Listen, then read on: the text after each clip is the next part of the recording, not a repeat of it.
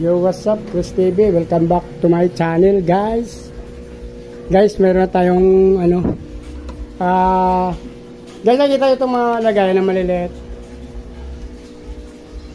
Magjajaring ako dahil, guys, ng aking beta fish.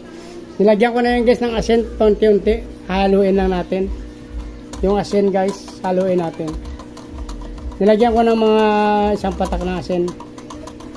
10 to, guys, tag 5 sa samurai, saka 5 sa super red lang gawin natin. May asin, guys, kaya haluin natin to. Nilagyan natin konting asin.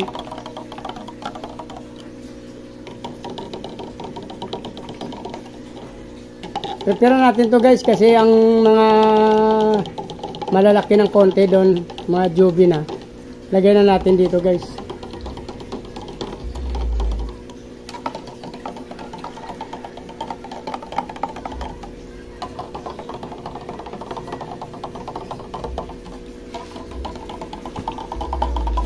Mamili na lang tayo doon kasi hindi naman sila, since hindi naman sila sabay-sabay lumaki, guys.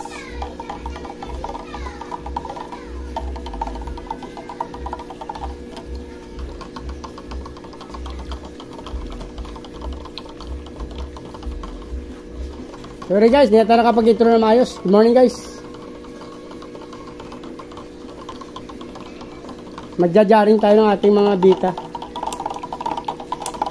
Nahalo na natin, guys, para matunaw kasi baka kainin nila yung asin. May masamang epekto sa kanila, delikado. Lagyan natin ng asin kaya, guys, kaya haluin lang natin. Dalawang klase yung bita na i-jajaring natin. Super red saka samurai black.